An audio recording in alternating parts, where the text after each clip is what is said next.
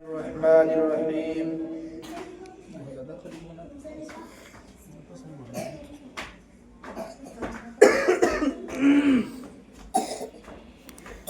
سورۃ الفلق مدنیہ وہی 5 آیات۔ سورہ فلق مدنی ہے اور وہ 5 آیتیں ہیں۔ مدنی اور مکی ہونے کا مطلب یہ ہے کہ جو صورتیں حضور صلی اللہ علیہ وسلم کی ہجرت سے پہلے نازل ہوئیں وہ مکی کہلاتی ہیں، اور جو صورتیں حضور صلی اللہ علیہ وسلم کی ہجرت کے بعد نازل ہوئیں وہ مدنی کہلاتی ہیں، بھلے ہی وہ مکہ میں نازل ہوئی۔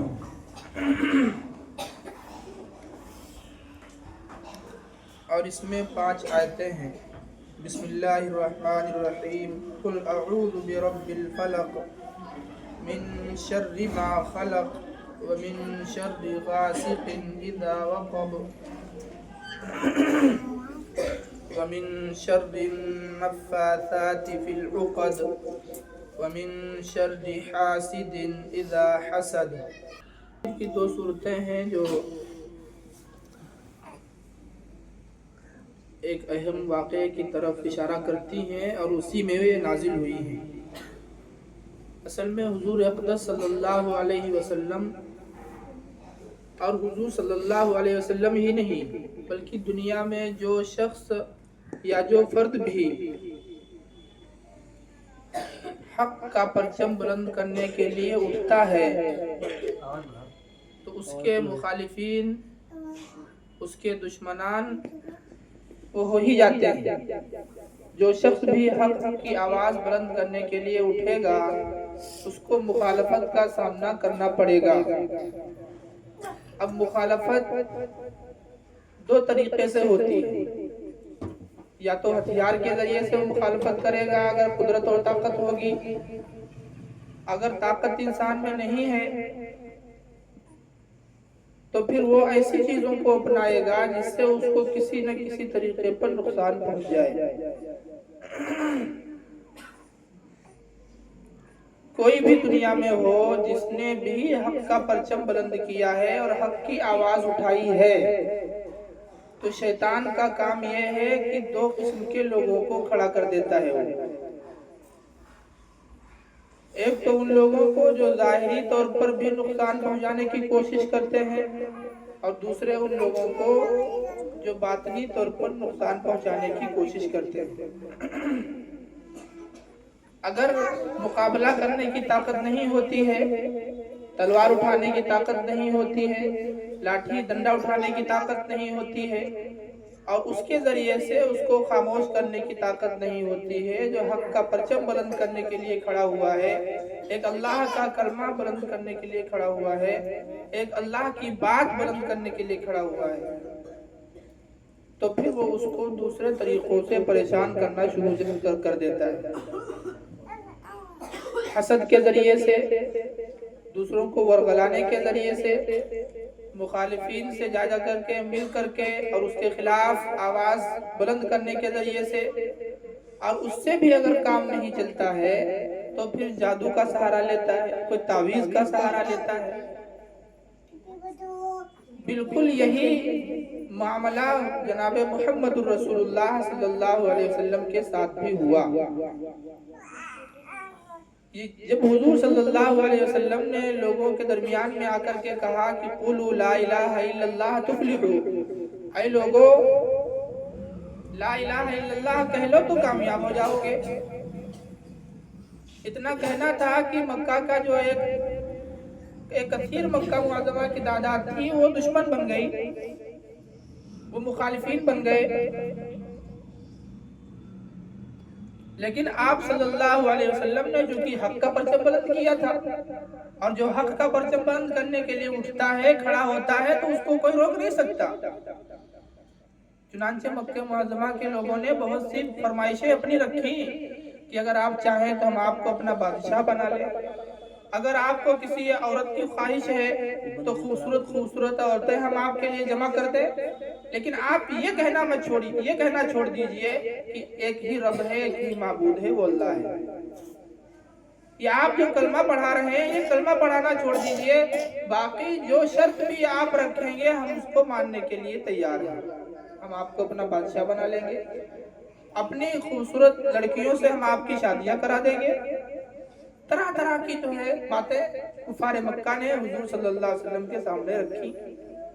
لیکن یاد رکھیے، جو حق کا پرچم بلند کرنے کے لیے کھڑا ہوتا ہے تو اس کا رخ موڑنے کے لیے کبھی تو رنگ رلیاں سامنے آتی ہیں، جیسا کہ کفار مکہ نے کہا کہ ہم آپ کو اپنا بادشاہ بنا لیں گے اور یہ کر دیں گے۔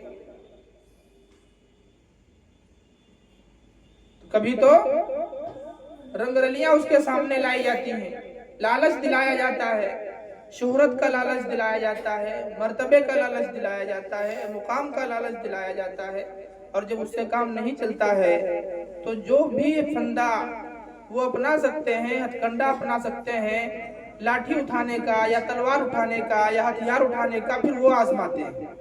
اگر لالچ سے آدمی نہیں مانتا ہے تو پھر بغاوت پر آمادہ ہو جاتے ہیں، اور آپ صلی اللہ علیہ وسلم کے ساتھ بھی ایسا ہی ہوا، بغاوت پر آمادہ ہو گئے۔ آپ صلی اللہ علیہ وسلم کو ختم کرنے کی اور آپ صلی اللہ علیہ وسلم کو جان سے مار دینے کی پلاننگ طرح طرح سے کی گئی۔ کہیں اوپر سے پتھر گرانے کی کوشش کی گئی، کوئی آپ صلی اللہ علیہ وسلم کی راہوں میں کانٹے دار لکڑیاں بچھایا کرتا تھا، کوئی آپ کے اوپر اونٹ کی ہوجری لاد دیتا تھا، کوئی آپ کے چہرے مبارک پہ تھوک کے چلا جاتا تھا، کوئی آپ کو گالیاں دیتا تھا، تو کوئی کہتا تھا آپ کا ناس ہو، اے محمد تو نے ہمیں اسی لیے جمع کیا تھا یہاں کہ کلمہ لا الہ الا اللہ کی ہمیں دعوت دو۔ تو کوئی کسی طرح تکلیف پہنچاتا ہے، کوئی کسی طرح تکلیف پہنچاتا ہے، لیکن جب یہ تکلیفیں پہنچانا بھی کام نہیں آیا اور ہتھیار اٹھانے کی بھی طاقت نہیں رہی، تو پھر ان یہودیوں نے مل کر کے ایک دوسرا طریقہ اختیار کیا کہ آپ صلی اللہ علیہ وسلم پر جادو کروا دیا جائے۔ اور آپ نے حدیث میں پڑھا ہے، جو ہے جادو کے بارے میں پڑھا ہے، قرآن پاک میں بھی آپ نے پڑھا ہوگا جادو کے بارے میں، اگر نہیں پڑھا ہے تو پڑھ لیں گے دوسرے سے پارے میں۔ تو ان یہودیوں نے پلاننگ بنائی کہ جب کسی طرح سے آپ صلی اللہ علیہ وسلم اپنے حق بات سے باز نہیں آ رہے ہیں اور یہ ہماری بات سننے کو تیار نہیں ہیں، تو پھر ہم ان پر جادو کے ذریعے سے ان کو ہم پریشان کریں۔ چنانچہ ایک یہودی تھا لبید ابن عاصم، ایک یہودی تھا لبید ابن عاصم۔ لبید ابن عاصم نے اپنی بیٹیوں کے ذریعے سے حضور اقدس صلی اللہ علیہ وسلم پر جادو کروایا۔ اور جادو کس چیز میں کروایا؟ آپ صلی اللہ علیہ وسلم کے بال لے لیے گئے اور کنگھا کے جو دندانے ہوتے ہیں ان کو لیا گیا اور اس میں جادو کیا گیا، گرہیں لگائی گئی اور اس میں گیرہ گرہ لگائی گئی، اس میں گیرہ گرہیں لگائی گئی۔ اس کے بعد اس ٹوٹکے کو، اس جادو کیے ہوئے سامان کو ایک کنویں میں دفن کر دیا، کنویں میں پتھر کے نیچے دفن کر دیا۔ اللہ رب اس جادو کی وجہ سے آپ صلی اللہ علیہ وسلم کو بہت سی تکلیفوں کا سامنا کرنا پڑا، بہت سی پریشانیوں کا سامنا کرنا پڑا، اور بسا اوقات حضور صلی اللہ علیہ وسلم اکثر بھول جاتے تھے کہ ہم نے یہ کام کیا ہے کہ نہیں کیا ہے۔ یہ بھی اثر تھا آپ صلی اللہ علیہ وسلم کا۔ دیکھیے جادو کا ہو جانا یہ نبوت کے منافی نہیں ہے، ایسا نہیں کہ حضور صلی اللہ علیہ وسلم نبی ہے تو ان پر جادو نہیں ہو سکتا ہے، نہیں، حضور صلی اللہ علیہ وسلم نبی ہونے کے ساتھ ساتھ بشر بھی تو ہے، انسانی جتنے تقاضے ہوتے ہیں وہ انبیاء کو بھی ہوتے ہیں، انبیاء بازاروں میں بھی جاتے ہیں، انبیاء قضاء حاجت بھی کرتے ہیں، انبیاء کھاتے پیتے بھی ہیں، کھانا بھی کھاتے ہیں، گھروں میں رہتے بھی ہیں، شادیاں بھی کرتے ہیں، تو جو بشری تقاضے ہوتے ہیں وہ تمام انبیاء کے ساتھ رہتے ہیں۔ اس لیے جادو کا ہو جانا بھی، تکلیف کا ہو جانا، پریشانی میں مبتلا ہو جانا، یہ نبوت کے منافی نہیں ہے۔ ایسا نہیں ہے کہ حضور صلی اللہ علیہ وسلم خاتم الانبیاء ہے تو ان پر جادو ہو کیسے گیا؟ نہیں، جادو ہو سکتا ہے کسی پر بھی۔ اس لیے اس نے جادو کروا دیا اور اس کو کنویں میں پتھر کے نیچے دفن کر دیا۔ حضور صلی اللہ علیہ وسلم سوئے ہوئے تھے، خواب میں دو فرشتے آئے، ایک سرہانے بیٹھا ہوا ہے اور ایک پیتیانے بیٹھا ہوا ہے۔ جو پائتے کی جانب بیٹھا ہوا ہے وہ سوال کر رہا ہے اور جو سر کے پاس بیٹھا ہوا ہے وہ جواب دے رہا ہے۔ وہ سوال کر رہا ہے کہ ان صاحب کو کیا ہو گیا ہے؟ تو سرہانے بیٹھا والا فرشتہ جواب دیتا ہے کہ ان کو جادو ہو گیا ہے۔ پھر پوچھتا ہے جادو کس نے کروایا ہے؟ تو بتایا کہ فلاں شخص نے کروایا ہے۔ پھر پوچھا کس چیز میں جادو ہوا ہے؟ تو بتایا گیا کہ آپ صلی اللہ علیہ وسلم کے داڑھی کے بال اور کنگھے کے جو دندانے ہوتے ہیں اس میں جادو کیا گیا۔ یہ ایک خادم تھا اس وسلم کے، کسی بہانے سے آپ صلی اللہ علیہ وسلم کے بال داڑھی کے جو تھے وہ حاصل کر لیے گئے۔ اس لیے عورتوں کو چاہیے کہ اپنے بالوں کو احتیاط سے رکھا کریں۔ اور وہ جو غبارہ بیچنے والے آتے ہیں نا، بال دو غبارہ لے، ان کو بال مت دینا کبھی۔ اس لیے جب بال اپنے سر کے ٹوٹ جائیں تو ان کو ایک مرتبہ توڑ دینا چاہیے، اس لیے کہ ٹوٹے ہوئے بالوں میں پھر جادو نہیں ہو سکے گا۔ اس لیے احتیاط رہنا چاہیے۔ عام طور پر عورتیں جو کنگھی کرتی ہیں اور بال جو رہ جاتے ہیں، گر جاتے ہیں، جھڑ جاتے ہیں، ان کو ایک ٹاک میں لگا دیتی ہیں کنارے، اور جب کوئی آتا ہے غبارہ والا تو جو بچہ شور کرتے ہوئے آتا ہے کہ امی امی ان کو غبارہ لینا ہے تو کر لے جو بال رکھیں گے۔ یہ اچھا نہیں ہے، یہ بہتر نہیں ہے، اس لیے بالوں کو نہیں دینا چاہیے۔ تو حضور صلی اللہ علیہ وسلم لیٹے ہوئے ہیں اور پیتیانے والا فرشتہ جو ہے وہ کہہ رہا ہے کہ یہ جادو کیسے دور ہوگا؟ تو پھر یہ صورتیں جو ہے اس نے پڑھ کر کے سنائی کہ ان صورتوں کو ایک ایک آیت پڑھتے جائیں اور یہ گرہ کھولتے جائیں، جادو کا اثر چلا جائے۔ چنانچہ آپ صلی اللہ علیہ وسلم جب بیدار ہوئے اور تلاش کیا گیا، کنویں میں جا کے دیکھا گیا، واقعتاً ویسا ہی تھا جیسا کہ خواب میں فرشتوں کے ذریعے سے خبر دی گئی تھی، اور ایک ایک آیت پڑھتے گئے اور وہ گرہیں کھول دی گئی، اور آپ صلی اللہ علیہ وسلم پر ایک جو بوجھ تھا جادو کا وہ ہلکا ہو گیا اور وہ دور ہو گیا، بالکل ختم ہو گیا۔ کیونکہ یہ 11 آیتیں ہیں، 5 آیتیں اوپر والی صورت میں ہے اور 6 آیتیں نیچے والی صورت میں ہیں، تو 6 اور 5 11، اور 11 ہی گرہیں لگائی گئی تھی اس میں، تو ایک ایک جو ہے گرہ کھولتے گئے اور جادو کا اثر دور ہوتا گیا۔ تو بہرحال اس موقع پر یہ صورتیں نازل ہوئی۔ اب یہ قیامت تک کے مومنوں کے لیے، انسانوں کے لیے یہ ایک کتنی عظیم دولت مل گئی ہم کو کہ اگر کسی پر جادو ہو گیا ہے تو یہ بہت مفید صورتیں ہیں۔ ان صورتوں کے ذریعے سے جادو کو ختم کیا جا سکتا ہے، ان کو پڑھ کر کے دم کیا جا سکتا ہے، یا اس کے علاوہ علماء کرام سے مشورہ کر کے۔ بہرحال یہ صورتیں بہت ہی مفید ہیں۔ اگر کوئی آخر کی یہ 3 صورتیں قل اللہ احد اور یہ معوذتین اگر کوئی صبح شام پڑھتا ہے تو اس کے لیے بہت ہی فائدہ ہے، تمام شرور و فتن سے وہ محفوظ رہے گا۔ اس میں اللہ رب العزت نے اس صورت میں ان تمام چیزوں سے پناہ مانگنے کی ترغیب ہمیں دی ہے جو چیزیں بھی ہمیں نقصان پہنچا سکتی ہیں۔ ان دونوں صورتوں میں ان تمام چیزوں سے اللہ تعالیٰ نے ہمیں پناہ مانگنے کی تلقین کی ہے، ترغیب دی ہے اور حکم دیا ہے جو چیزیں بھی ہم کو نقصان پہنچا سکتی ہیں۔ اس لیے اللہ تعالیٰ نے فرمایا بسم اللہ الرحمن الرحیم، اللہ کے نام سے شروع جو بڑا مہربان نہایت رحم کرنے والا ہے۔ قل اعوذ برب الفلق، قل فعل امر کا صیغہ ہے، اے نبی آپ کہہ دیجئے کہ میں صبح کے رب کی پناہ میں آتا ہوں۔ روشنی صبح ہوتی ہے، فلق روشنی کو کہتے ہیں، تو صبح روشنی ہوتی ہے تو صبح کے رب کی میں پناہ میں آتا ہوں، من شر ما خلق،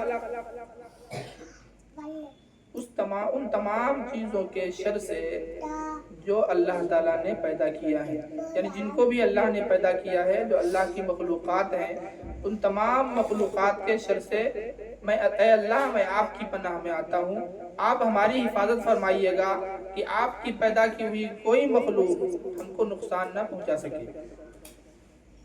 وَمِن شَرِّ غَاسِقٍ إِذَا وَقَبَ، اور رات کے شر سے جب وہ چھا جائے، رات کے شر سے جب وہ چھا جائے۔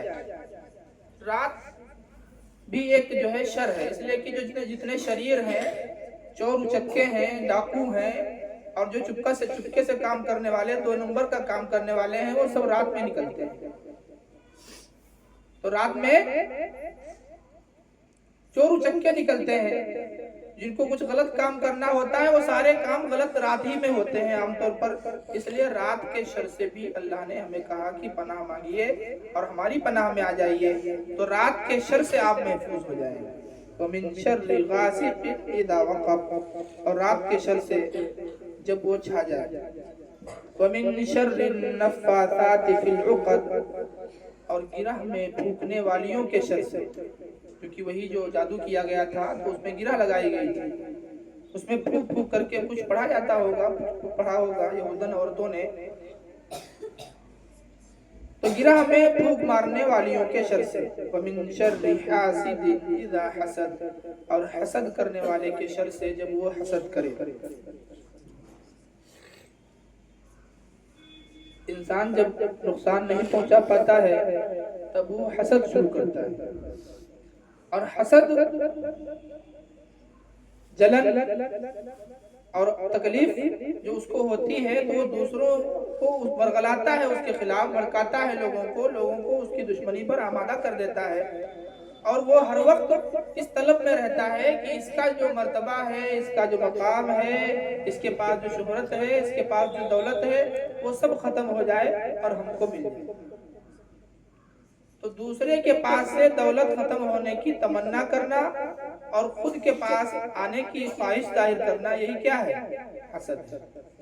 لیکن اگر دوسرے سے ختم ہونے کی تمنا نہ ہو، مان لیجیے آپ نے دیکھا کہ جو ہے فلاں ہے، بڑا صلاحیت مند ہے، بہت پڑھنے میں اچھا ہے، تو تمنا ہو کہ ہم نے ایسے ہو جائیں، اچھے ہو جائیں، تو یہ غیبت ہے، یہ تو جائز ہے، رشک آنا چاہیے اور خود کوشش کرنی چاہیے کہ ہم ان سے آگے نکل جائے۔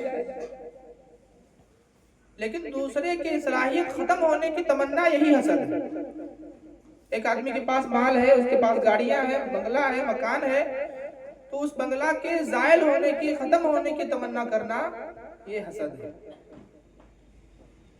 اس لیے حاسد کے شر سے اللہ تعالیٰ نے کہا کہ پناہ مانگیے جب وہ حسد کرے، اس لیے کہ حاسد کا نقصان اسی وقت ہوگا جب وہ حسد کرے گا، اور جب حسد کرے گا نہیں اس وقت تک نقصان پہنچے گا ہی۔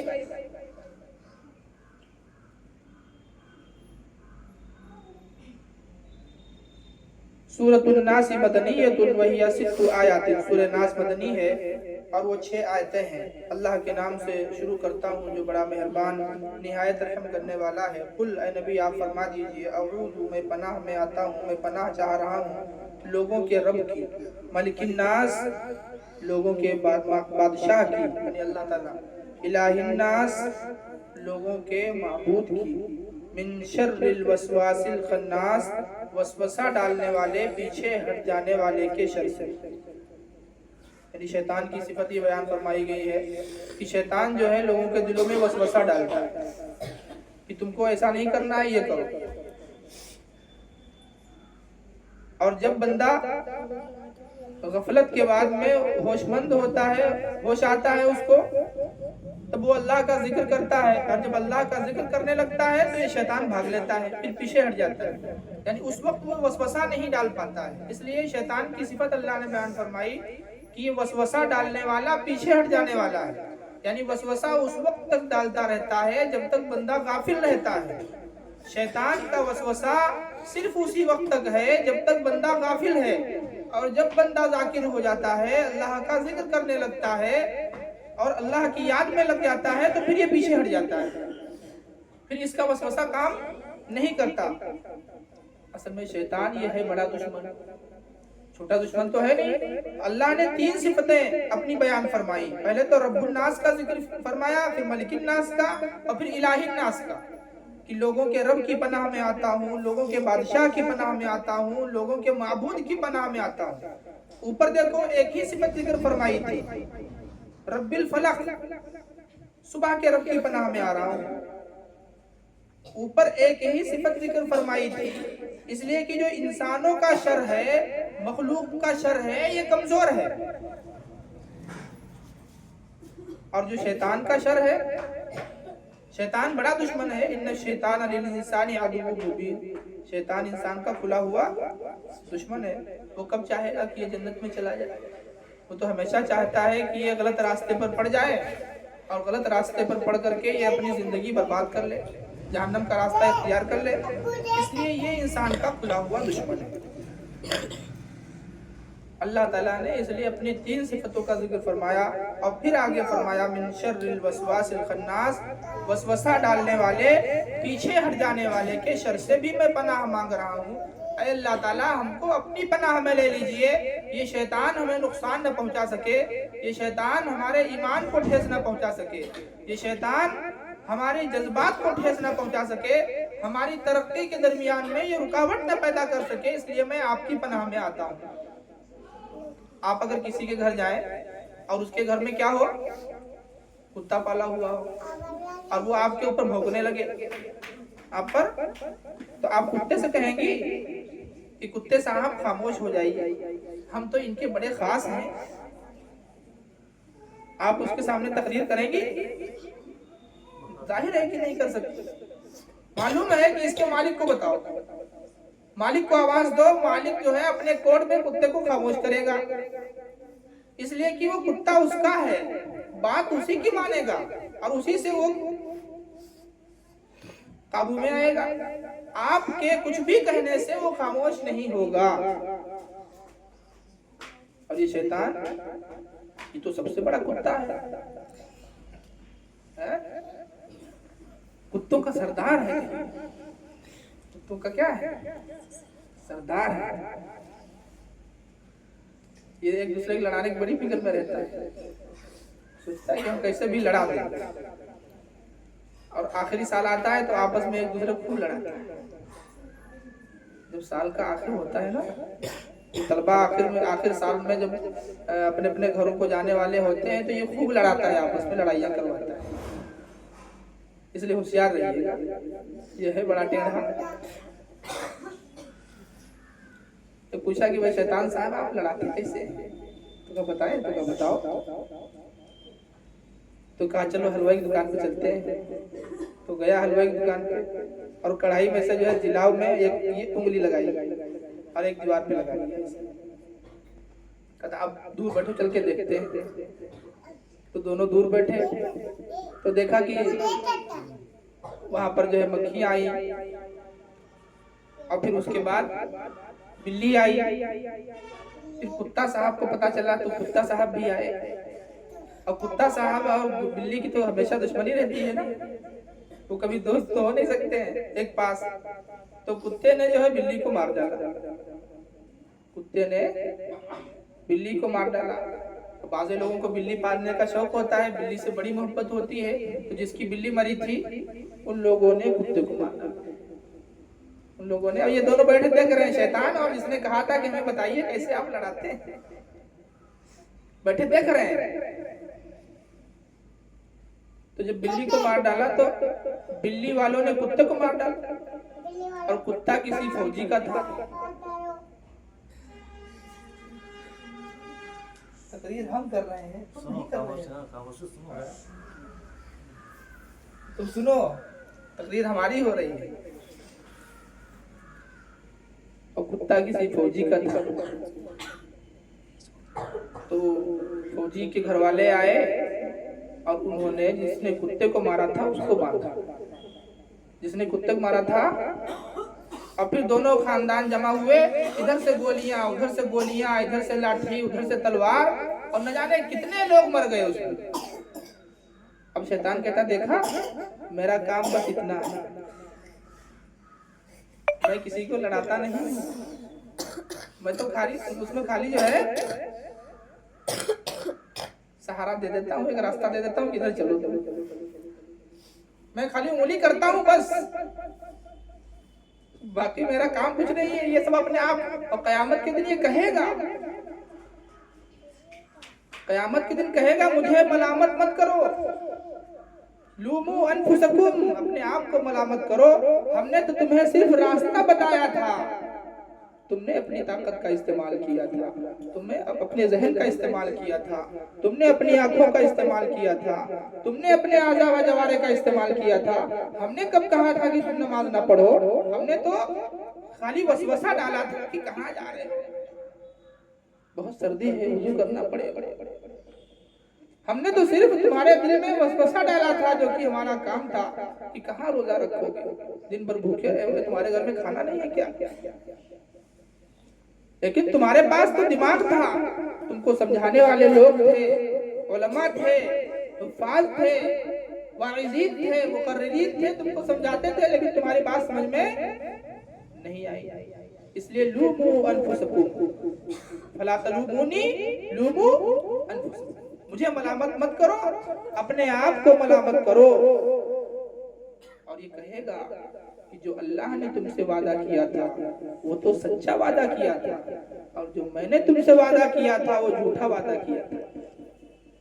क़यामत के दिन कहेगा,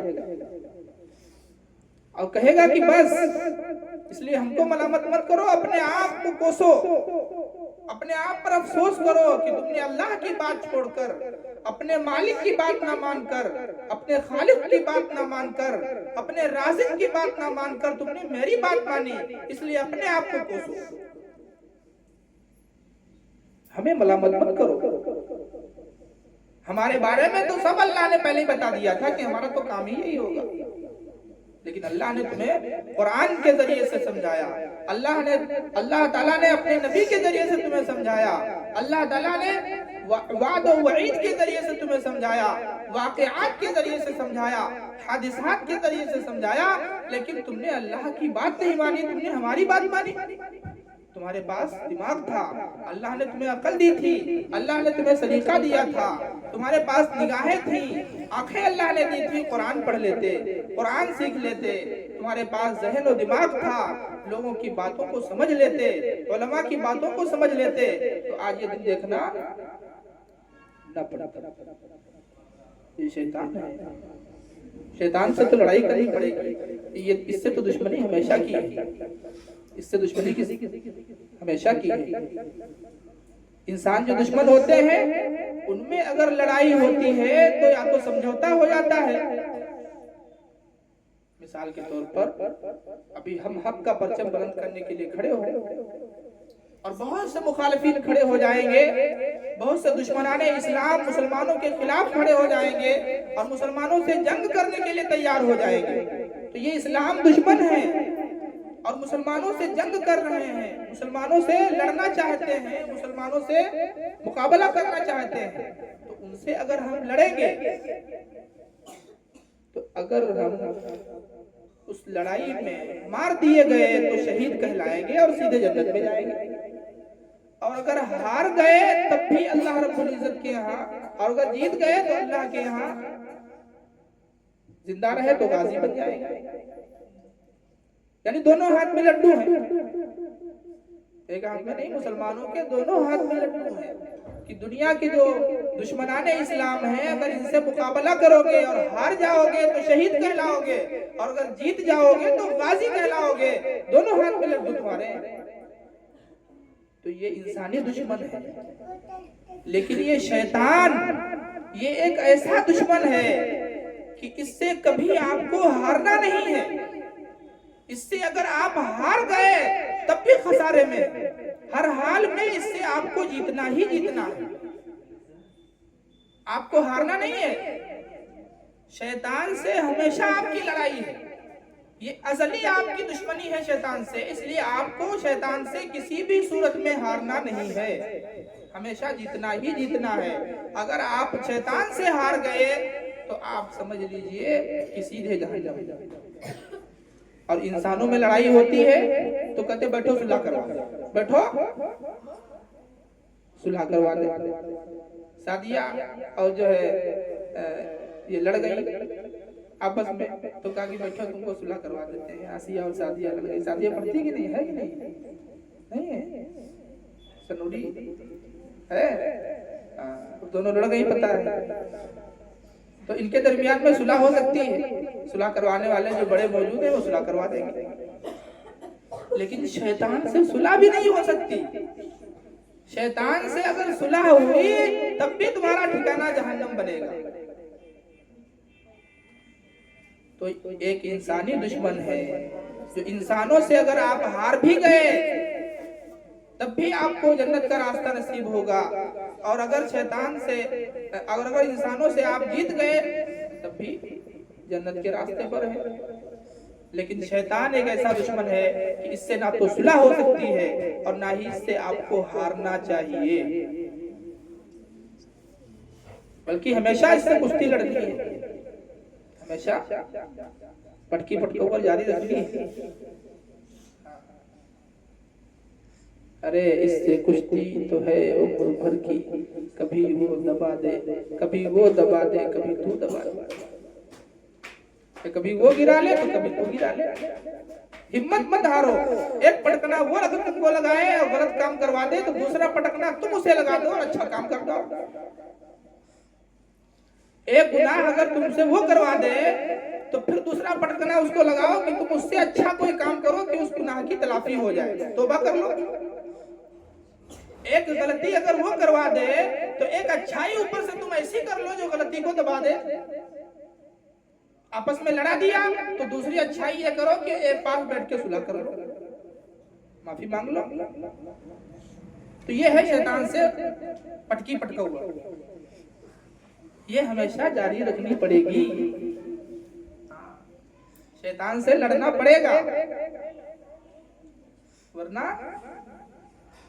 یہ جو دنیا کی رنگ رلیاں ہیں اسی میں ہم کو پھنسا دے گا اور نکل جائے گا چپکے سے، اور کل قیامت کے دن کہے گا ہم نے تو ان کو کچھ نہیں بتایا تھا، آپ نے جو وعدہ کیا تھا اللہ تعالیٰ وہ سچا کیا تھا، اور ہم نے جو وعدہ کیا تھا وہ تو جھوٹا کیا تھا۔ اس لیے آپ کو لڑنا ہی لڑنا ہے۔ لطف دنیا کے ہیں کئی دن کے لیے، لطف دنیا کے ہیں کئی دن کے لیے، ہو نہ جنت کے مزے ان کے لیے۔ جنت کے مزے چند ٹکے کی خاطر مت کھوئیے، یہ چھوٹی سی دنیا کی لذت کے لیے جنت کے مزے مت کھوئیے، جنت کا ذائقہ اپنا ضائع مت ہونے دیجیے، اللہ کی نعمتوں سے آپ منہ مت موڑیے۔ دنیا نہ بسا دل میں کہ دنیا کی حقیقت مچھر کے اس پر کے برابر بھی نہیں، ایک مچھر کے پر کے برابر بھی اس دنیا کی حقیقت اگر ہوتی اللہ تعالیٰ اپنے نافرمان کو کبھی روزی نہیں دیتے۔ حالانکہ آپ کو دیکھنے میں آ رہا ہے جو نافرمان ہے اس کو اللہ تعالیٰ خوب دے رہے ہیں کہ کس لئے دے رہے ہیں؟ خوب مٹر گشتی کر لو، خوب مٹر گشتی کر لو، ایک دم سے تمہاری ہم پکڑ، انہم یکیدون کیدا واکید کیدا، یہ جو خفیہ پلاننگ کر رہے ہیں اپنی تو یہ بھول رہے ہیں ہم بھی خفیہ پلاننگ کر رہے ہیں ان کے خلاف، ہم بھی خفیہ پلاننگ کر رہے ہیں ان کے خلاف۔ جیسے آج کیا ہو رہا ہے امریکہ میں، امریکہ سوچ رہا تھا کہ ہم غزہ کے مسلمانوں پر جو ہے بمباری کروا کے مسلمانوں کو ختم کر دیں گے، مسلمانوں کو صفحہ ہستی سے مٹا دیں گے، غزہ کے مسلمانوں کا جو ہے بالکل وجود ہی ختم کر دیں گے، لیکن آج دنیا نے دیکھا کہ اللہ تعالیٰ نے جو آگ بھڑکائی ہے پورا امریکہ جھلس رہا ہے اس پہ۔ غزہ میں جتنا نقصان سال بھر میں نہیں انہوں نے کیا ہے اتنا نقصان اس سے 3 گنا 4 گنا زیادہ نقصان اللہ تعالیٰ نے ایک ہفتے کی آگ میں کر دیا ہے، ایک ہفتے کی آگ۔ پڑھایا آپ نے وما ادراک ما الحطمہ، آپ کو خبر ہے حطمہ کیا ہے؟ نار اللہ الموقدہ، وہ آگ جسے اللہ نے بھڑکایا ہے۔ اسے اللہ نے بھڑکایا ہے. التی تطلع علی الافئدہ، جو دلوں کی خبر لیتا ہے. دنیا کی آگ دلوں کی خبر نہیں لیتی. دنیا کی آگ جسم کو جلا کرتے خاک کرتی ہے اور دلوں تک پہنچنے سے پہلے پہلے آدمی دنیا سے چلا جاتا ہے. لیکن جو جہنم کی آگ ہوگی وہ دلوں تک پہنچے گی. تو اس آگ کا مقابلہ کرنے کی تمہارے طاقت نہیں ہے جس کو دنیا والے جل لگاتے ہیں اور جلاتے ہیں. تو اس اللہ کی آگ کا تم مقابلہ کیا کر پاؤ گے جس کو اللہ نے بھڑکایا.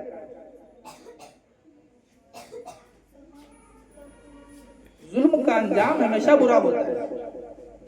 ظالم کو سزا دنیا میں بھی ملتی ہے اور آخرت میں بھی ملتی ہے. ایک آدمی گنہگار ہے، اپنی ذات کے اعتبار سے غلط کام کر رہا ہے، اللہ تعالیٰ اس پہ عذاب نہیں بھیجتے. لیکن ایک ظالم ہے جو دوسروں کو پریشان کرتا ہے، اس کو دنیا میں بھی سزا ملتی ہے اور آخرت میں بھی ملتی ہے. جیسا کہ آج امریکہ جھلس رہا ہے، دنیا میں بھی سزا ملی اور آخرت میں تو اللہ رب العزت نے ان کے لیے وہ کچھ تیار کر رکھا ہے جو ان کو وہ گمان میں بھی نہیں ہوگا. اس لیے ظالم کو اللہ تعالیٰ کبھی معاف نہیں کرتے. شیطان کے بہکاوے میں یہ غزہ میں اور فلسطین میں یہ جو مسلمانوں پر ظلم کیے جا رہے تھے، مسلمانوں کو صفحہ ہستی سے مٹانے کی جو باتیں کر رہے تھے، اور یہ کہہ رہے تھے امریکہ کے لوگ کہہ رہے تھے ہم غزہ کو جہنم بنا دیں گے. دیکھ لیا کہ جہنم کون بنا ہے؟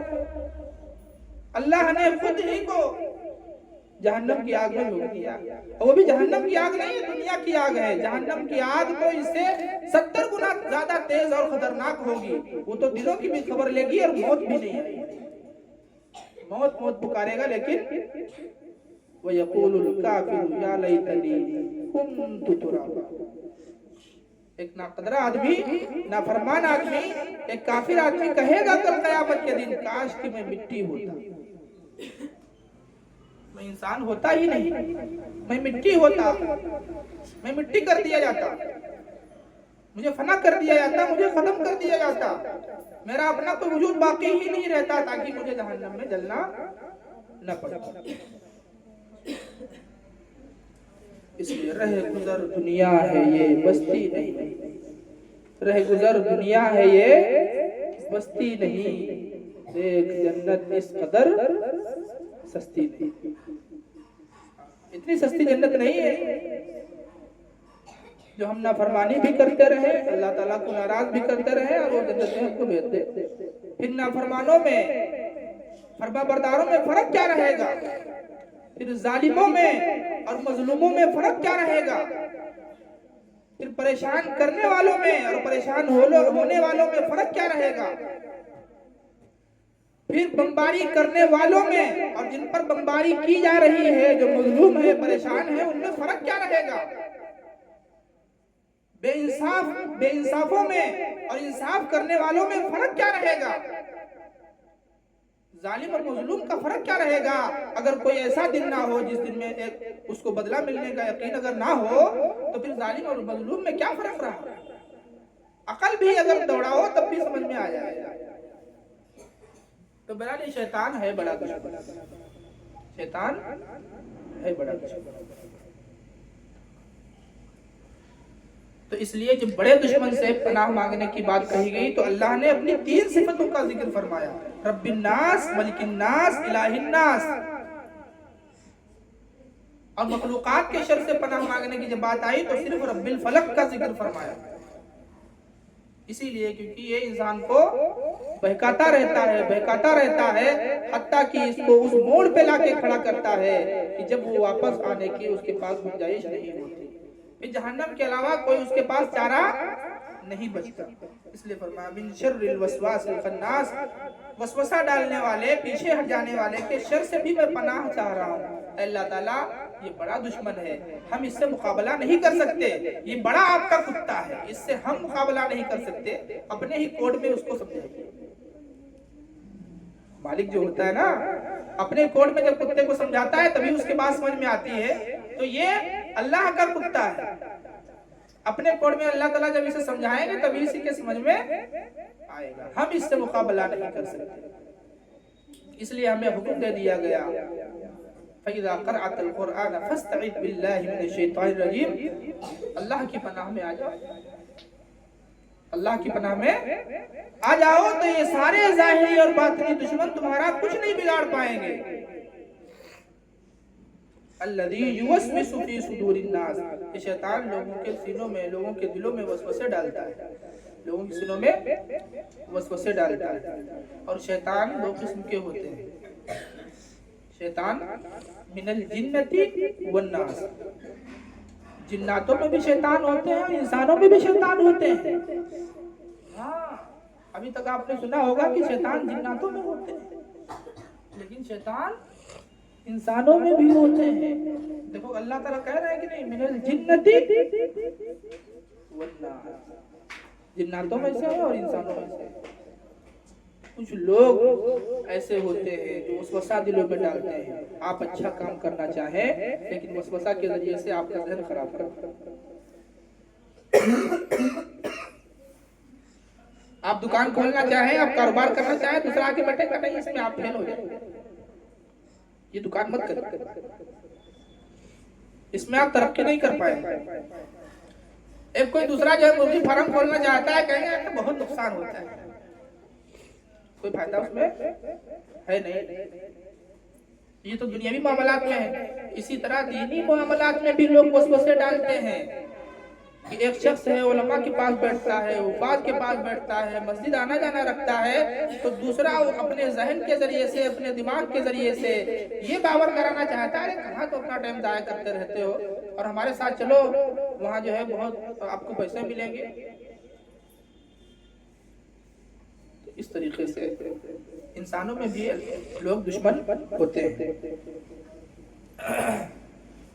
تو یہ آپ کی تفسیر مکمل ہوئی، اس سے بڑی آپ کو کوئی دولت نہیں مل سکتی ہے جو اللہ تعالیٰ نے آپ کو عطا فرمائی ہے، اس لیے کہ قرآن کریم سے بڑی دنیا میں کوئی دولت عظیم ہے نہیں۔ یہ قرآن اللہ کی کتاب ہے، قرآن اللہ کی کتاب ہے اور اللہ کا کلام ہے، یہ اللہ کی بولی ہے۔ ابھی انسان کوئی چڑیا کی بولی بولنے لگے تو بڑا تعجب ہوگا کہ ارے یار یہ تو فلاں آدمی ہے چڑیا کی بولی نکال لیتا ہے، لیکن تعجب کی بات نہیں ہے۔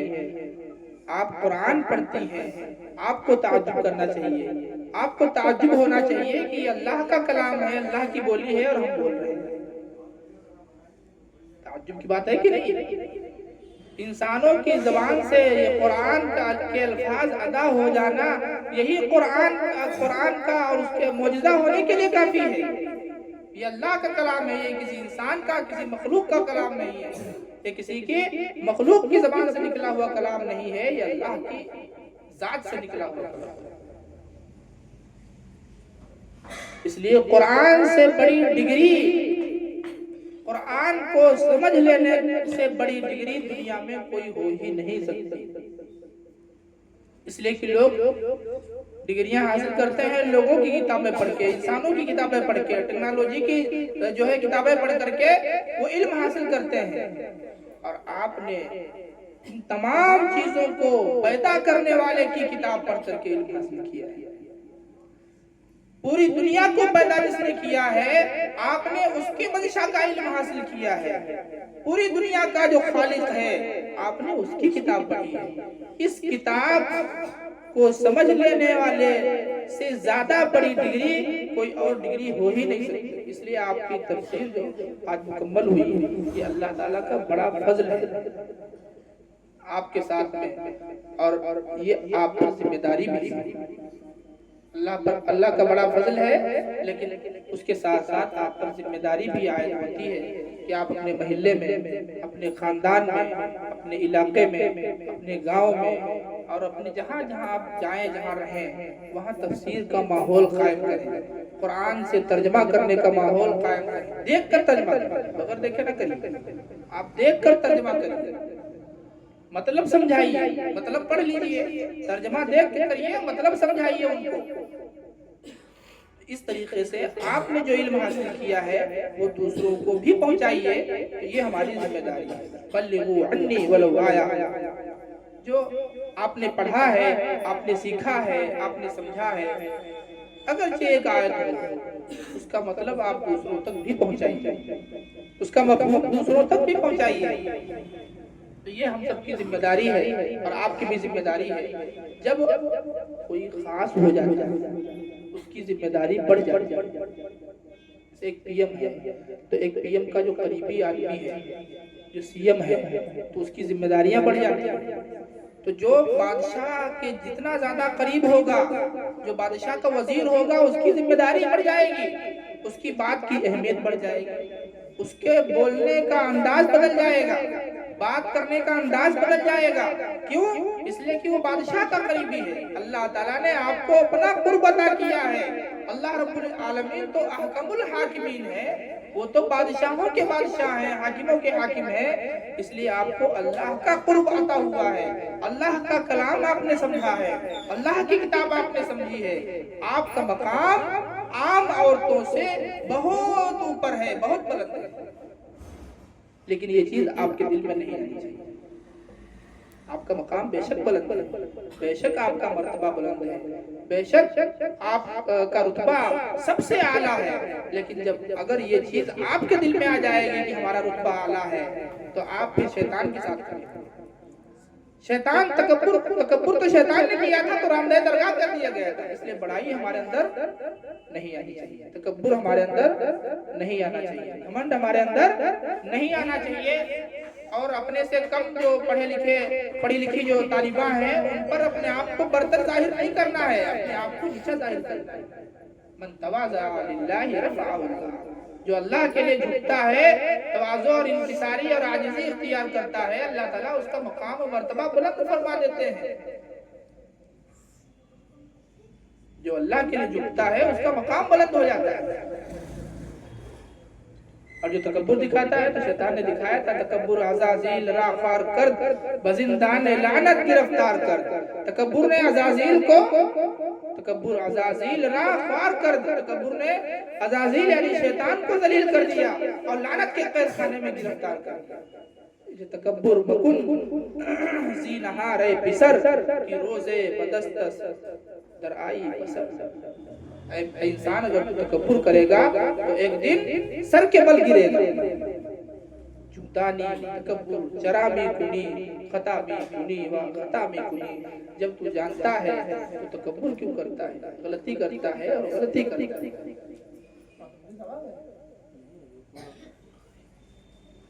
خطامی کنی و خطامی کنی، اور اس کے مقابل میں تواضع ہے۔ دل اگر تواضع کند اختیار، شود خلق دنیا ترا دوست۔ اے دل اگر تو تواضع اختیار کر لے، عاجزی انکساری اپنے آپ کو کم سمجھ لے، اے دل اگر تو تواضع اختیار کر لے تو دنیا والے تجھے اپنا دوست بنا لیں۔ دل اگر تواضع کنی اختیار، شود خلق دنیا ترا دوست، دنیا والے تجھے اپنا دوست بنا لیں گے۔ اس لیے آپ کا مقام بے شک بلند ہے، آپ کا مرتبہ